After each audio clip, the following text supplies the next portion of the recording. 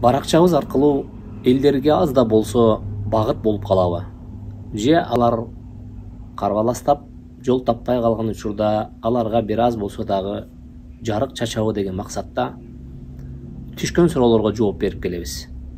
Бирок мына ошол кызыктай болгон кээ бирки биздин катталуучуларыбыз же биздин баракчабызга кирип баш багып калган адамдар өздөрүнүн туура пикирин калтырганын ордуна кайра адамдарды эки анчы ойго салган ойлорун калтырат.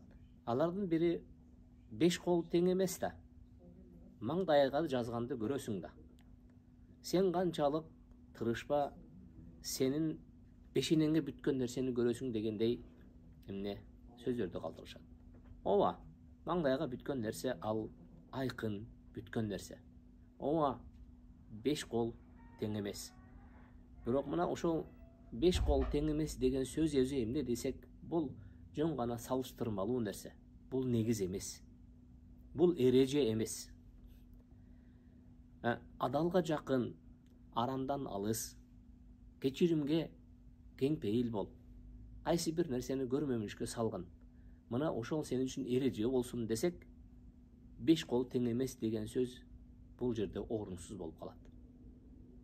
Кайсы бир оор тагдырдагы адамдардын ошол аларга сыноо катары келген катаалчылыктан чыгарууга багыт берсек, кайрадан келип 5 кол тең эмес деп туруу бул таптакыр, шоуна ишпейт.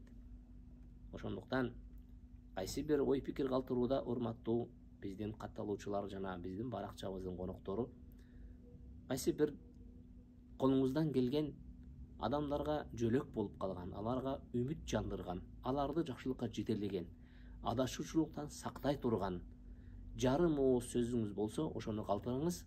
Себеби дегенде пайгамбарыбыз саллаллаху алейхи вассалам айтат: кайсы бир адам өзү байкабай туруп да, байкап туруп да бир сөз сүйлөп коет, ал сөз жараткандын ыраазычылыгын тарткан сөз болот да, мына ошол жарым сөз, жарым ооз сөзү менен чыныгы бакытты табат деген. Ал деген Кудай Тааланын ыраазычылыгын табат деген. Андыктан келиңиздер, жазсак дайыма жакшы сөз жазганга күнөөлүк. Айтсак жакшы сөз айтканга күнөөлүк. Эгерде биз кайсы бир сөздү, кайсы бир белгини калтырсак дагы, ошол белги бир жакшылыктын, жишаанын билдирген белги болсун.